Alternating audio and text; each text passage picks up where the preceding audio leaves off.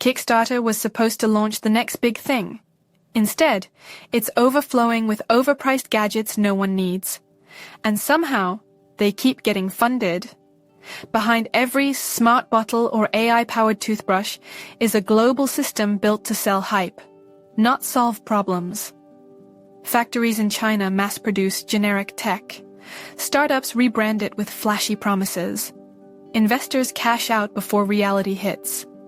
In this video, we'll break down how meaningless products became a business model, why crowdfunding platforms are flooded with junk, and who really profits when we mistake marketing for innovation. In the late 2000s, a new kind of promise began to circulate online, that anyone with a good idea could bring it to life. Kickstarter launched in 2009, Indiegogo a year earlier. These platforms weren't just about money, they were about access. Their mission was to democratize innovation, stripping away the old gatekeepers of product development.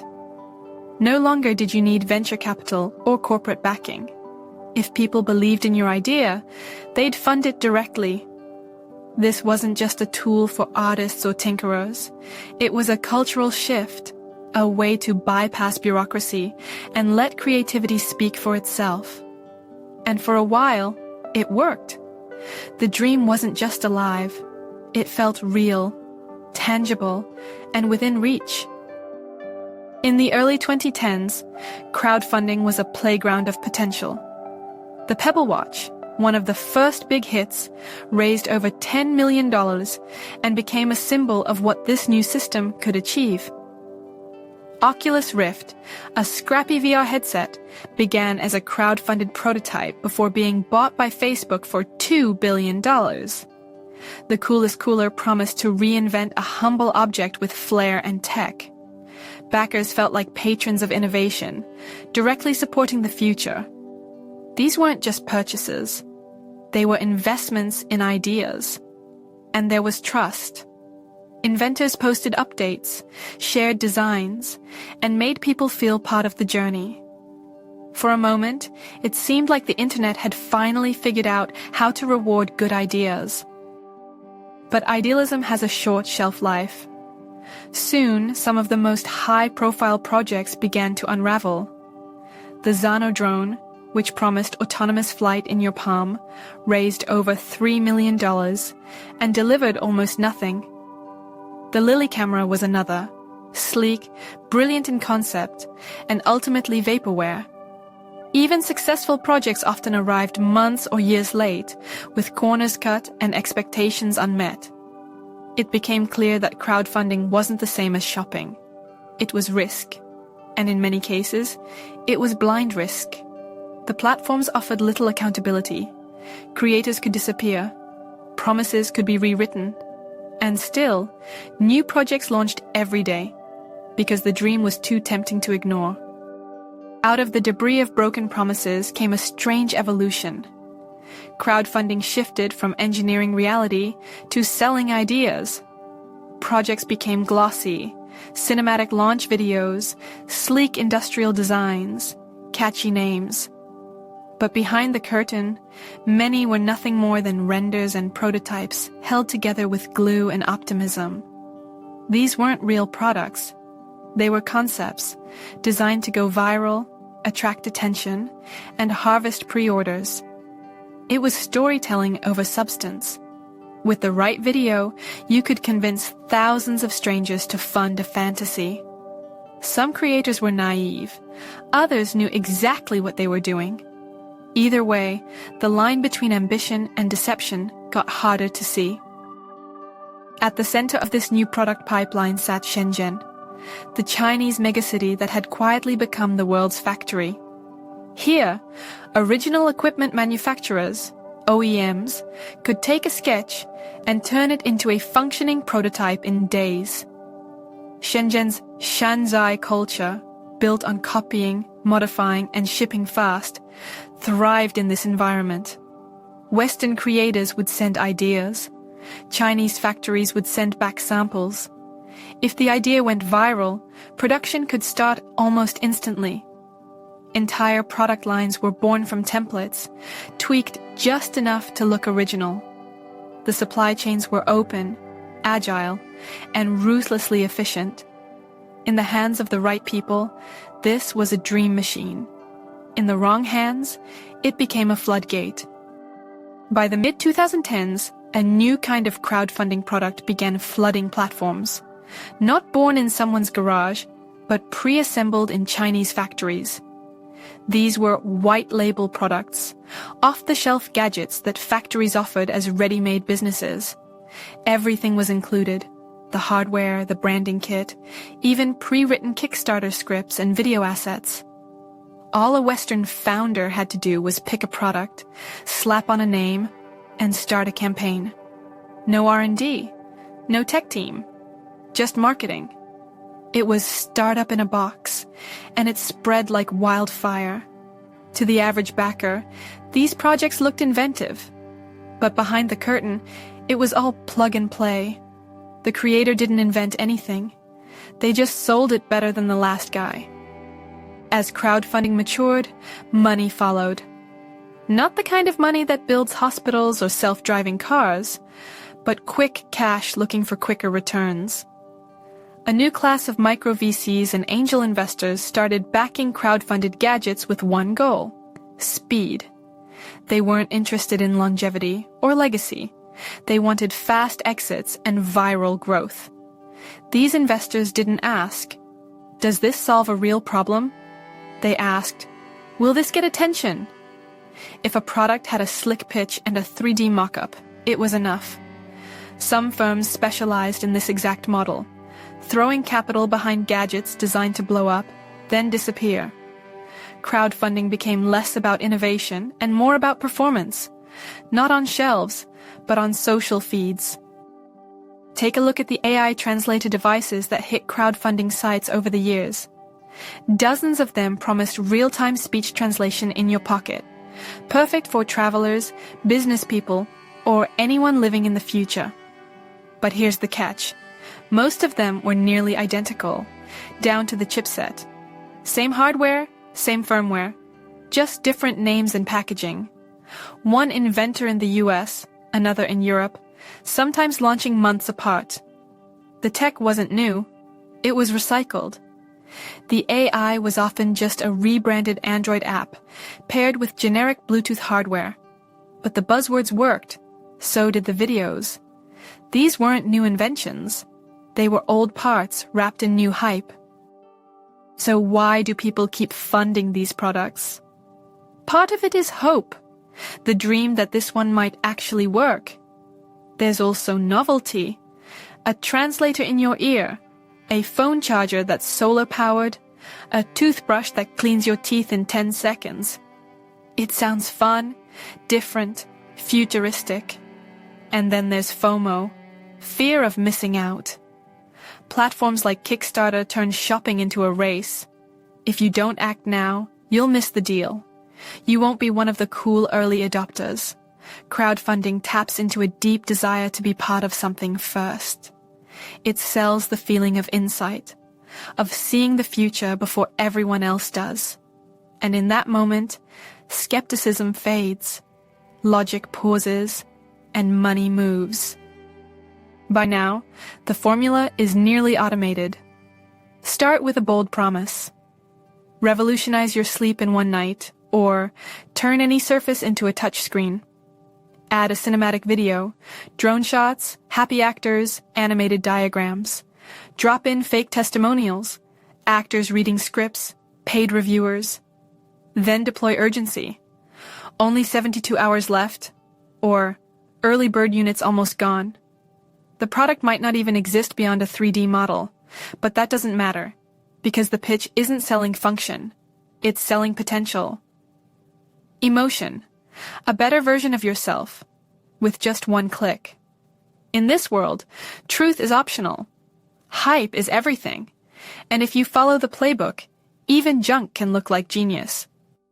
Behind many of the most successful and suspicious crowdfunding campaigns are teams you never see. In Shenzhen, entire agencies specialize in turning generic gadgets into viral hits. They coordinate everything: product mock-ups, branding, copywriting, campaign strategy, and even media placement. Western marketers then step in, tailoring the pitch to appeal to US and European audiences. One of the most well-known players in this space is Jellup, a digital marketing agency credited with driving millions in pledges across hundreds of Kickstarter campaigns. They don't invent the products, but they know how to make them irresistible. The magic isn't in the engineering, it's in the story, and they've mastered the formula. It gets even murkier when you realize some of the founders fronting these campaigns aren't founders at all. They're actors, spokespeople, or Western freelancers hired to lend credibility. Investigations have revealed campaigns where the supposed inventor never touched the product. They were just the face on the video. The actual creators, often based in Shenzhen, know that backers are more likely to trust a young American entrepreneur than a Chinese factory manager. So they license out the marketing to third parties and put a friendly face on the pitch.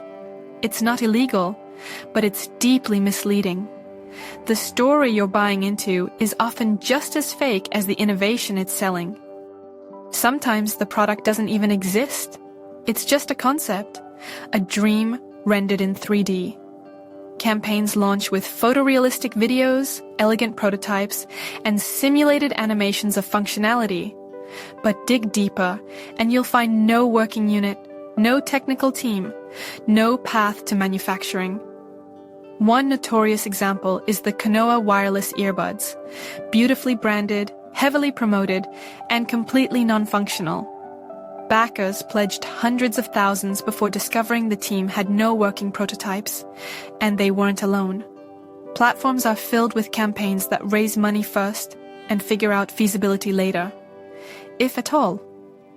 In this theater, appearance is the product, reality is optional. Part of why this ecosystem thrives is because the platforms themselves keep their hands off. Kickstarter makes it clear, they don't guarantee delivery. They don't vet technical feasibility. They don't step in when things go sideways. Their model is hands-off by design. A marketplace, not a retailer. Indiegogo is even more relaxed, allowing flexible funding, which means creators can keep money even if they never hit their goal. There's no engineering review board, no quality control. If your pitch looks good and you follow the rules, you're in. And that's how multi-million-dollar vaporware projects slide through the cracks. Or worse, walk right through the front door. Despite the scandals, the lawsuits, and the unfulfilled promises, money keeps pouring in. The Coolest Cooler raised over $13 million, but failed to deliver to nearly a third of its backers. The iBackpack raised $800,000 before ending in an FTC investigation for misuse of funds. Thousands of people lost their money, but refunds are rare, and accountability is nearly non-existent. Backers absorb the risk, while creators walk away with the cash. And for every failure, there's a new project waiting to take its place. The cycle continues because the platforms profit either way, and in this game, disappointment isn't a bug. It's just part of the business model. The strange thing is, even when a campaign fails, almost everyone in the system still gets paid. Payment processors take their cut the moment the money is pledged. Ad networks profit from clicks and impressions. Marketing agencies charge fees up front or skim from the raised funds. The platforms themselves, Kickstarter, Indiegogo, earn a percentage no matter what happens after. Each player is incentivized to keep the machine running, not to scrutinize what it produces. And because every campaign is legally considered a separate entity, there's no cumulative liability. If one project collapses, it doesn't damage the next. The ecosystem is designed to isolate failure, and in doing so, it makes failure safe, profitable, and strangely sustainable. But there's a cost. For creators trying to build something meaningful, this flood of low-effort, overhyped junk creates a toxic environment. Backers get burned and become skeptical. They hesitate to support even legitimate projects, unsure if they're being fooled again. Real startups, with real R&D, timelines, and limitations, struggle to compete against the fantasy version of innovation. When you're honest about what your product can do, you sound underwhelming next to a slick video promising magic. The bar has been warped. It's no longer about what works. It's about what sells. And that shift has pushed serious inventors to either inflate their own promises or risk disappearing into the noise. At the heart of it, these gadgets aren't really products. They're aspirations. Backers aren't just buying a flashlight or a translator or a minimalist wallet. They're buying into a vision of themselves, smarter, more efficient, ahead of the curve. That's the trick. The campaigns don't sell utility. They sell possibility. As one seasoned marketer put it, you're not backing a product, you're backing a promise. It doesn't have to work. It just has to feel like a glimpse of the future. That's why backers forgive delays, defects, and sometimes total collapse. The product might disappoint, but the feeling of believing, of being early, of being part of something, is surprisingly durable. We live in an era where technology isn't just functional, it's emotional. Owning the latest gadget signals taste, intelligence, even virtue, and crowdfunding feeds into that perfectly. You're not just a buyer, you're a visionary who sees potential before the world does. That emotional layer distorts our judgment. We don't ask, will this work? We ask, what does it say about me if it does? That's how a smart ring with no real features or a paper-thin e-bike can raise millions. It's not about specs, it's about identity. In this economy, tech becomes a kind of self-expression and self-deception. We believe, not because it makes sense, but because it makes us feel like we matter. Once you understand that emotional pull, the success of absurd gadgets starts to make sense. A fork that buzzes if you eat too fast. A cup that tracks hydration by syncing with your phone. A belt that tweets when you've eaten too much. These sound like parody, and sometimes they are. But they've raised hundreds of thousands, even millions. In fact, the more ridiculous a product is, the more likely it is to go viral. Absurdity becomes an asset. It fuels clicks, shares, coverage. People laugh, but they still pledge. In a weird way, the stupidity is the marketing. If you can't be useful, be unforgettable. That's how junk becomes genius, and how the factory of brilliant trash keeps turning. We've reached a strange point where innovation isn't measured by what a product actually does, but by how it makes us feel. A sleek design, a futuristic name, a video with upbeat music and slow-motion shots. That's enough to be considered cutting edge. Function has taken a back seat to aesthetics and vibes. We're so eager for the future that we mistake any new shape or gimmick for progress. A wireless charger shaped like a rock, a smart water bottle that lights up, a notebook that's infinitely reusable, until it isn't. We reward novelty over usefulness because novelty excites. It gives us the rush of advancement, even if it doesn't advance anything. And in that gap, useless gadgets thrive. Crowdfunding was supposed to democratize invention, to give brilliant outsiders a shot at building the future. But in practice, it's become something else entirely. It's now part shopping mall, part casino, part YouTube ad. The most successful campaigns aren't the most innovative.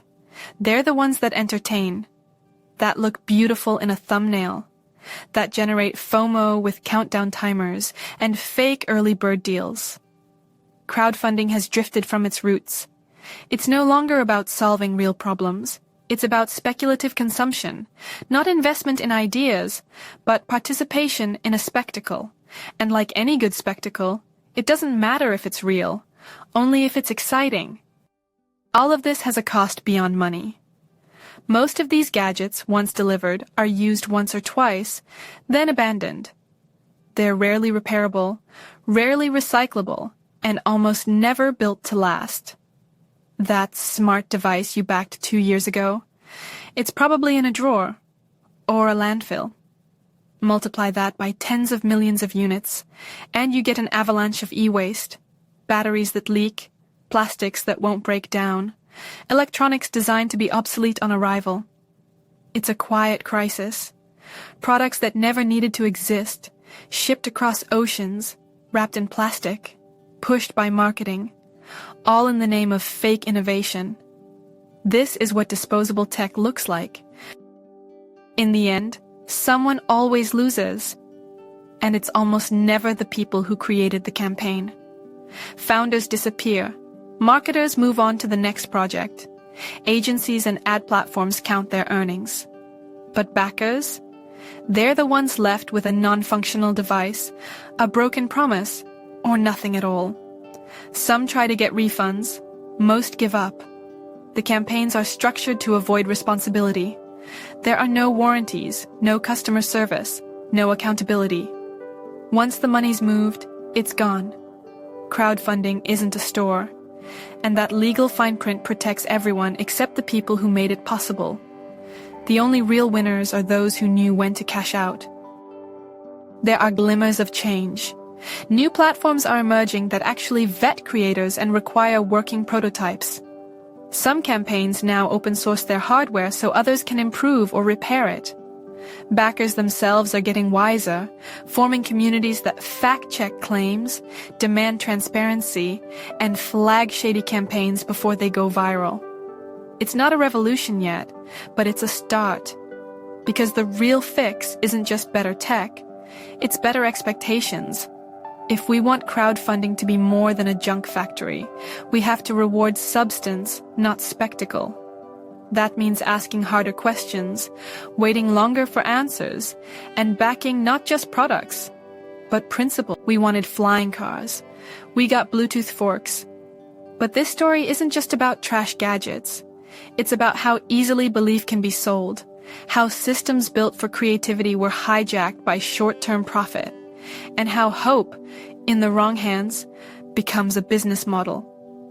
Next time you see the next smart revolution, ask yourself, do I need this? Or am I just buying the idea of it? Because in the factory of brilliant junk, dreams are cheap, and so is the plastic. So, where does that leave us? Maybe it's time we stop confusing clever packaging with real progress. Maybe innovation isn't about chasing the next shiny thing, but about slowing down long enough to ask, does this actually solve anything? If this video gave you something to think about, hit the like button, subscribe for more stories like this, and drop a comment. I'd love to hear from you. Have you ever backed a product that completely let you down? And what do you think? Is this junk culture just a phase or a sign of something deeper in how we view tech? And if you're wondering how even billion-dollar startups manage to fail just as spectacularly, you'll want to watch my previous video. It's about Casper, Jutero, and why startup hype keeps burning through cash and trust at record speed.